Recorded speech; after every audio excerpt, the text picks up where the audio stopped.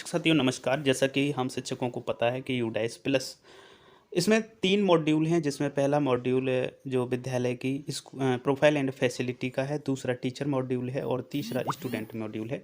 तो इनमें से पहला मॉड्यूल का वीडियो ऑलरेडी हम बना चुके हैं। यदि आपने उसको नहीं देखा है तो इस वीडियो के डिस्क्रिप्शन में उसका आपका लिंक मिल जाएगा, उसे आप ज़रूर देख लीजिए। अब यहाँ पर हम दूसरा मॉड्यूल यानी कि टीचर मॉड्यूल को भरने वाले हैं। तो इसके लिए आपको सबसे पहले अपने ब्राउज़र में यूडाइस प्लस को सर्च करना है। सर्च करने के बाद में लिंक को क्लिक करना है और यहाँ से टीचर मॉड्यूल को हम लोग ढूंढेंगे और उसे क्लिक करेंगे। तो देखते हैं टीचर मॉड्यूल कहाँ पर इसमें दिया गया है। तो यहाँ से आप देख पा रहे हैं ये टीचर मॉड्यूल है, इसे क्लिक करेंगे। जैसे ही आप इसे क्लिक करेंगे वैसे ही सीधे आप लॉगिन पेज पर पहुँच जाएंगे। यहाँ पर आप अपना जो डिटेल है उसको एंटर कर दीजिएगा और लॉगिन करिएगा। जैसे आप इसे लॉगिन करेंगे तो इस प्रकार का इंटरफेस आएगा और यहाँ पर कुछ पॉइंट्स 2 लिखे हुए हैं, इसको सबसे पहले केयरफुली पढ़ लीजिए। Please verify add all exciting teachers detail in this module very carefully. बहुत सावधानीपूर्वक ऐड करना है फॉर बेटर। और दूसरा नंबर है for better practice please log out while you are done with this module. जैसे आप इसको कंप्लीट कर दें उसके बाद में इसे लॉग आउट कर दीजिएगा। इसके बाद नीचे आते हैं और यहाँ से ये DCF ओपन होगा, तो इस पर आपको क्लिक करना होगा। Click here to open teacher DCF to fill the data. तो इसे अब हम क्लिक कर लेते हैं। जैसे आप इसे क्लिक करके ओपन करेंगे तो इस प्रकार का इंटरफेस आएगा। यहाँ से आप इसकी लैंग्वेज को चेंज कर सकते हैं या इंग्लिश में ही भर सकते हैं, ये आपके ऊपर डिपेंड करेगा। तो यहाँ से हमने इसको हिंदी में चेंज कर लिया है। अब ये पॉइंट्स आप देख पा रहे हैं। यहाँ पर आपको कुछ नहीं करना है, सीधे आपको नीचे आना है और नीचे यहाँ पर अपने टीचर्स डिटेल को देखना है, जो विवरण है यहीं से सब कुछ होने वाला है। तो सबसे पहले नंबर है नियमित शिक्षक कितने हैं। तो हमारे विद्यालय में 3 नियमित शिक्षक हैं, गैर नियमित शिक्षक 1 है, तो यहाँ पर दिया गया है। टोटल 4 शिक्षक हमारे यहाँ हैं। लंबित भी 4 यहाँ पर दिखा रहा है। लंबित क्यों दिखा रहा है? क्योंकि इनका भी आधार वेरीफाई शायद नहीं हुआ है, तो उसको आगे देखेंगे। और गैर शैक्षणिक जो शिक्षण कर्मचारी हैं, जैसे कि किसी विद्यालय में 4th कर्मचारी होता है, तो ऐसा कोई हमारे विद्यालय में है नहीं, इसलिए यहाँ पर 0 शो हो रहा है। अब आपको क्या करना है, अब यहाँ पे ये करना होगा, ये जो 4 लिखे हैं इस पर किसी एक पर क्लिक कर देना होगा। जैसे आप यहाँ क्लिक किया उसके बाद में आप यहाँ पर आ जाएंगे। ये एक एक करके टीचर आपको सभी मिल जाएंगे। यहाँ पर जैसे कि पहला टीचर का डिटेल दिया गया है, यहाँ पर ये टीचर का कोड दिया गया है, यहाँ पर टीचर का नाम है, यहाँ पर ये शिक्षक का कोड है और उसके बाद में उसकी एजुकेशन वगैरह योग्यता में दी गई है। आधार वेरिफिकेशन का स्टेटस यहाँ पर अंडर प्रोसेस दिखा रहा है।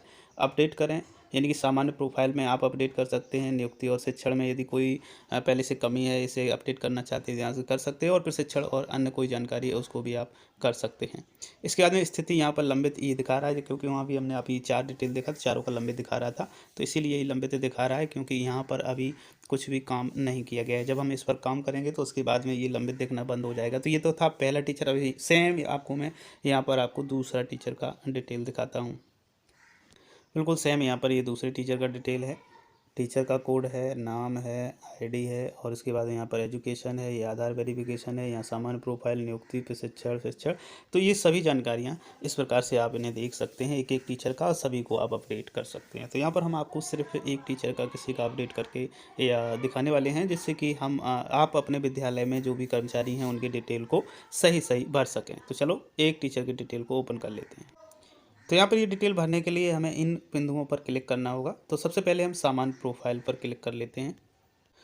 तो यहाँ पर शिक्षक का नाम, लिंग, जन्म तिथि और नेशनल टीचर कोड, इसके बाद राज्य या केंद्र प्रदेश द्वारा शिक्षक का जो कोड दिया गया है, जिसे मानव संपदा कोड कहते हैं वो, सामाजिक कैटेगरी, उच्चतम शैक्षिक योग्यता क्या है, ग्रेजुएट, पोस्ट ग्रेजुएट जो भी है, उसके बाद में डिग्री क्या है, व्यापार डिग्री क्या है, उच्चतम व्यावसायिक योग्यता क्या है, diploma of certificate in basic teacher training of duration not less than 2 years लिखा हुआ है।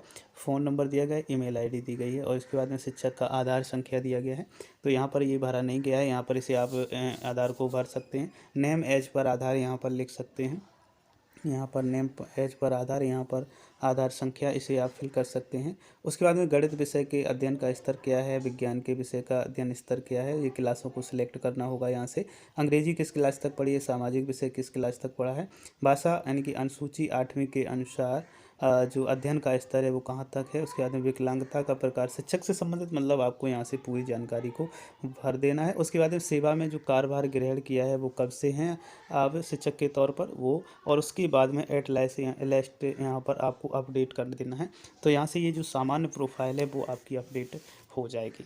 तो इसमें कोई मेरे ख्याल से समस्या नहीं होने वाली। यदि फिर भी आपको कोई समस्या लगे तो आप हमें कमेंट ज़रूर करें। अब चलते हैं, फिर से एक बार बैक चलेंगे और वहाँ पर सामान्य प्रोफाइल के बाद में अब यहाँ पर जो दूसरा पॉइंट है वो है नियुक्ति एवं शिक्षण। तो इसे क्लिक करते हैं और इसे क्लिक करके ओपन करते हैं। तो यहाँ पर नियुक्ति की प्रकृति सबसे पहले सिलेक्ट आपको करनी होगी। हालांकि ये चीज़ें पहले से ही भरी होंगी, यदि कोई नया टीचर जोड़ना या हटाना है उस स्थिति में आप इसे अपडेट कर सकते हैं।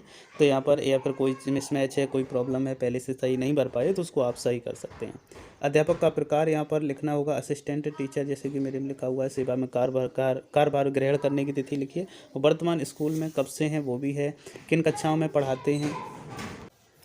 और इसके बाद में स्तर पर नियुक्ति, वैकल्पिक विषय के संबंध में नियुक्ति, तो किस विषय के लिए, तो प्राथमिक में क्या होता है, ऑल सब्जेक्ट्स होते हैं, तो मैंने यहाँ पर ऑल सब्जेक्ट भरा हुआ है। इसके बाद में मुख्य विषय के रूप में ऑल सब्जेक्ट ही होते हैं। मुख्य विषय क्या पढ़ाते हैं ये सब कुछ वही सेम रहता है। Whether the teacher is on deputation in this school from other school, से क्या लाया गया है, तो नहीं कर दीजिए। क्या शिक्षक दूसरे स्कूल में अतिथि या संपर्ककर्ता के रूप में पढ़ा रहे हैं, यदि नहीं तो नहीं, हाँ तो हाँ। और इसके बाद में यहाँ पर अपडेट करना है। तो टीचर्स के जो 3 पॉइंट्स हैं, 3 मॉड्यूल हैं इस मॉड्यूल के अंदर, उसमें से 2 मॉड्यूल हम लोग भर चुके हैं। अब चलते हैं तीसरे मॉड्यूल पर। तो इसके लिए पहले वापस पर क्लिक करेंगे, ऊपर जैसे कि लिखा हुआ है यहाँ पर जो प्रीवियस लिखा हुआ है, यहाँ से वापस जाएंगे तो प्रीवियस को क्लिक करेंगे। अब यहाँ पर तीसरा है प्रशिक्षण एवं अन्य। तो इससे संबंधित जानकारी यहाँ पर अपडेट करना है, कब प्रशिक्षण कौन सा किया है। तो सबसे पहले इसमें है CWSN अध्यापन हेतु प्रशिक्षण लिया या नहीं लिया, नहीं लिया तो नो, लिया है तो हाँ। कंप्यूटर के उपयोग और कंप्यूटर के जरिए अध्यापन में प्रशिक्षित हैं या नहीं, इसके लिए प्राप्त किया गया प्रशिक्षण सब्जेक्ट नॉलेज। तो इसमें एक सिलेक्ट करना हो कौन से प्रशिक्षण आपको प्राप्त हो चुके हैं, जो भी आप कर चुके हैं उसे क्लिक कर दीजिएगा। प्रशिक्षण की आवश्यकता, कौन से प्रशिक्षण की आवश्यकता है इनमें से, उसको आप क्लिक कर दीजिएगा। उसके बाद में गैर शैक्षणिक कार्यों में कितने दिन व्यतीत किए हैं यहाँ पर एंटर कर दीजिएगा। गैर शैक्षणिक कार्यों में जैसे चुनाव संबंधी कोई आपकी ड्यूटी लगाई जाती है या BLO से संबंधित कोई ड्यूटी लगाई जाती है, तो उस टाइप के जो भी गैर शैक्षणिक कार्य हैं जितने दिन आप रहे हैं उसको आप यहाँ पर एंटर करिएगा। उसके बाद में भाषा का क्रम, आपको कार्य साधक ज्ञान कौन कौन सी भाषाओं का है, किस क्रम में है, उसे आप सिलेक्ट कर दीजिएगा। यहाँ पर जैसे कि सिलेक्ट किया गया है 1 बाय 1 करके। और इसके बाद में है क्या बच्चों की सुरक्षा के सुनिश्चित करने के लिए स्कूल सुरक्षा और सुरक्षा हिसाब किताब की जांच में प्रशिक्षित हैं, हाँ नहीं में जवाब देना है। क्या साइबर सुरक्षा और मनोसामाजिक पहलुओं पर प्रशिक्षण प्राप्त किया है, हाँ ना में जवाब देना है। क्या CWSN की शुरुआती पहचान समर्थन और कक्षा समर्थन में प्रशिक्षण प्राप्त हैं। क्या दूरस्थ शिक्षण कक्षाओं के संचालन के लिए ICT प्रशिक्षण ज्ञान है वो। उसके बाद में आपको जो लास्ट जो पॉइंट है यहाँ पर जो जोड़ा गया है अभी, इसको देखिए, whether capable of handling digital devices VC applications, mobile and laptop, smartphone, boards, desktop, projector, the use of information computers of retrieve, access, store, produce, present or exhaust information and to communicate the participate in collaborating networks via the internet, interacting through digital technology, protecting personal data and privacy. तो इसमें आपको yes या no में answer करना है। उसके बाद में यहाँ पर अपडेट कर देना होगा, अपडेट करना है। जैसे अपडेट करेंगे तो ये आपका डाटा कंप्लीट हो जाएगा। इसके बाद में बैक चलते हैं। इसके बाद में फाइनली जो बैक साइड में यहाँ पर ये लंबित का लास्ट मॉडिफाइड, उसके बाद में देखना और हटाएं लिखा हुआ है। तो यहाँ से आप पूरा डिटेल देख सकते हैं और या फिर हटा सकते हैं। तो यहाँ पर देखना पर क्लिक करके हम चेक करते हैं क्या दिखाई देता है। तो देखना यहाँ पर तभी संभव होगा जब आप ये जो भी डिटेल मैंने आपको भरने के लिए बताया है ये भर के कंप्लीट करेंगे। यहाँ पर जब इनकम्प्लीट जो आ रहा है, यानी कि लंबित जो लिख करके आ रहा है वो लिखना बंद हो जाएगा, तब जाके आप इसे पूरी प्रोफाइल को चेक कर सकते हैं और उसे देख सकते हैं, या हटाना चाहें तो यहाँ से तब हटा सकते हैं। तो ये था आसान तरीके से इस प्रोफाइल को अपडेट करना, जो टीचर मॉड्यूल है उसको भरना।